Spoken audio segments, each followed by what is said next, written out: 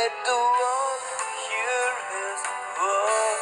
பின்மாறி காலத்து மழையை கர்த்தரிடத்தில் வேண்டிக் கொள்ளுங்கள். அப்பொழுது கர்த்தர் மின்னல்களை உண்டாக்கி வயல்வெளியில் அவரவருக்கு பயிருண்டாக அவர்களுக்கு மழையை கட்டளையிடுவார். சகரியா 10:1 நாம் சோர்ந்து போகாமல் ஜெபிக்க வேண்டும் என்று இயேசு கிறிஸ்து நம்மை உற்சாகப்படுத்தியுள்ளார். நமக்கு முன்னோடின அநேக தேவ பிள்ளைகள் பின்மாறி மழையை பார்க்கும் வரை தங்கள் ஜெபத்தை நிறுத்தவே இல்லை. 1904 வேல்ஸ் தேசத்திலே தேவன் எழுப்புதலுக்காக பயன்படுத்திய பாத்திரம் இவான் ராபர்ட்ஸ். இவான் ராபர்ட்ஸ் இரவு 1 மணி முதல் காலை 5 மணி வரை ஜெபிக்கும்படி தேவன் அவரை அடிக்கடி எழுப்பி விடுவார்.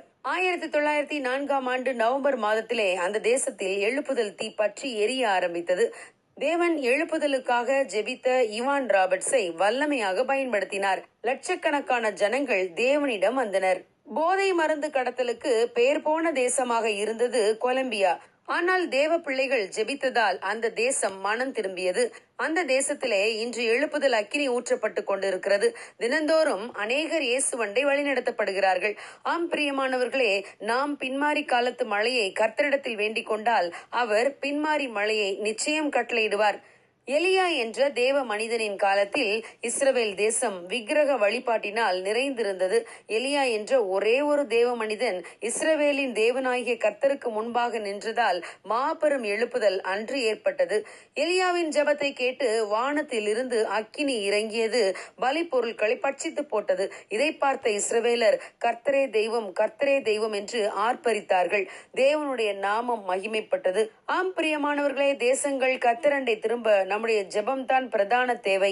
இஸ்ரவேலின் தேவனாகிய கர்த்தருடைய சந்நிதியிலே நிற்கும் ஊழியர்கள் திரளாய் எழும்பினால் தேசம் கர்த்தருடைய வசமாய் திரும்பும். தேசத்திற்காக ஜெபிக்கும்படியான ஜனங்களை கர்த்தர் தேடிக் கொண்டிருக்கிறார். நாம் தேசத்திற்காக ஜெபித்தால் தேவன் நம் தேசத்தை நம்முடைய கையிலே ஒப்புக் கொடுப்பார்.